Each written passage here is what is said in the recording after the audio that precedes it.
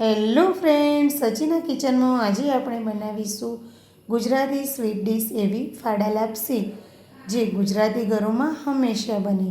તેના માટે મેં અત્યારે ઘી લીધું છે. તેમાં કાજુ અને બદામના ટુકડાને શેકી લઈશું. અને ગુજરાતી ઘરોમાં જ્યારે સારો પ્રસંગ હોય અને લાપસી વગર તો તે અધૂરો જ લાગે, તો ફાડા લાપસી તો અવશ્ય બને. કાજુ બદામના ટુકડા અત્યારે સરસ સંતળાઈ ગયા છે. હવે આપણે તે ઘીની અંદર ફાડાને એડ કરીશું.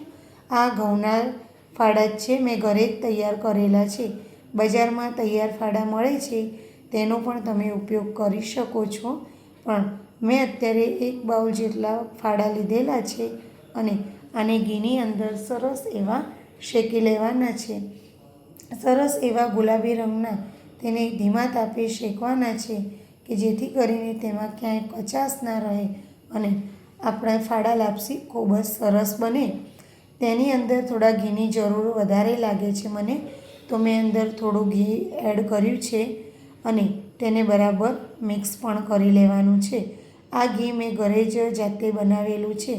મલાઈમાંથી ઘી કેવી રીતે સરળતાથી અને વધારે બનાવી શકાય તેનો વિડીયો મેં મૂકેલો જ છે, તે તમે જોઈ શકો છો. ગુલાબી રંગના એવા સરસ છૂટા એવા આપણા ફાડા શેકાઈ અને તૈયાર થઈ ગયા છે. હવે ઘણા ફાડા લાપસીની અંદર પાણી એડ કરતા હોય છે, પણ આજે આપણે બિલકુલ પણ પાણીનો ઉપયોગ કરવાનો નથી. આપણે દૂધની અંદર જ આ ફાડા લાપસી બનાવવાની છે. તો સરસ એવા શેકાઈ ગયેલા ફાડાની અંદર આપણે ગરમ કરેલું દૂધ એડ કરીશું અને તેને બરાબર મિક્સ કરી લઈશું. તમને મારા વિડીયો કેવા લાગે છે તે કોમેન્ટ કરીને મને જરૂર જણાવજો, જેથી કરીને મને આવા અવનવા વિડીયો બનાવવાની પ્રેરણા મળતી રહે. સરસ રીતે આ મિક્સ થઈ જાય ત્યારબાદ તેની અંદર આપણે ઇલાયચીનો પાવડર એડ કરવાનો છે, જેથી કરીને તેમાં ખૂબ જ સારો ટેસ્ટ આવે અને તેમાં ખૂબ જ સરસ એવી સ્મેલ પણ આવે. બરાબર દૂધ અને મિક્સ કર્યા બાદ તેને 2 થી 3 મિનિટ માટે આપણે ઢાંકણ ઢાંકી અને ચડવા દઈશું, કે જેથી કરીને દૂધની અંદર આ ફાડા ખૂબ જ સરસ રીતે આપણા ચડી જાય. તમે જોઈ શકો છો કે દૂધની અંદર ખૂબ જ સરસ રીતે આ ફાડા ચડી રહ્યા છે. તેને એકદમ ધીમા તાપે આપણે ચડાવવાના છે. તો ગેસની ફ્લેમ એકદમ ધીમી કરી દઈશું અને તેને બરાબર મિક્સ કરી લઈશું, કે જેથી કરીને તેમાં જો દૂધનું પ્રમાણ હોય તો તે સરસ રીતે અંદર બળી જાય અને સરસ મિક્સ થઈ જાય. આ રીતે તમે જોઈ શકો છો કે ખૂબ જ સરસ એવા દૂધની અંદર આ ફાડા ચડી અને આપણા હવે તૈયાર થઈ ગઈ છે, થવાની શરૂઆત થઈ ગઈ છે લાપસીની.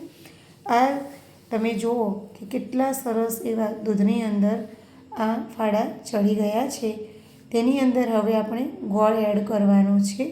હું અત્યારે 2 બાઉલ જેટલું અંદર ગોળ એડ કરીશ, કેમ કે આપણે 1 બાઉલ ફાડા લીધા છે, સાથે જ 1 બાઉલ જેટલું ઘી આપણે એડ કર્યું છે અને 3-4 બાઉલ જેટલું આપણે દૂધ એડ કરેલું છે. તો તેના પ્રમાણમાં આપણે ગોળ ઉમેરીશું. બરાબર મિક્સ કરી લઈશું, કે જેથી કરીને ગોળની અંદર ગોળ તેની અંદર બરાબર મિક્સ થઈ જાય અને તેનો ટેસ્ટ ખૂબ જ સરસ આવે.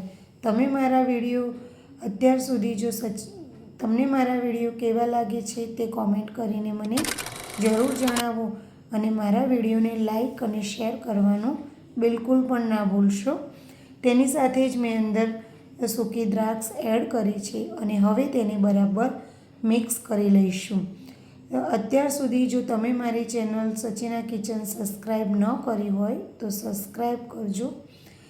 આ રીતે સરસ એવા આપણે ફાડા લાપસી બનીને તૈયાર થઈ ગયેલી છે.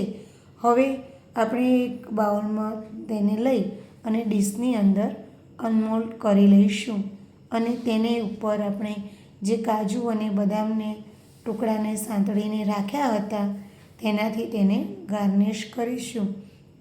તો અત્યાર સુધી જો દૂધમાં આ રીતે તમે ફાડા લાપસી ના બનાવી હોય તો જરૂર બનાવજો. ટેસ્ટમાં ખૂબ જ સરસ લાગે છે. અને તમે આ રીતે જો ફાડા લાપસી બનાવશો ને તો તમારા ઘરમાં બધાને ખૂબ જ પસંદ આવશે. તમે જોઈ શકો છો કે એકદમ જ મોઢામાં મૂકતાની સાથે જ ઓગળી જાય એવી સરસ એવી ફાડા લાપસી અત્યારે બની અને તૈયાર થઈ ગઈ છે. તો તમે પણ આ રીતે ફાડા લાપસી જરૂર બનાવજો. મારા વિડીયોને લાઈક, શેર અને સબસ્ક્રાઈબ કરો.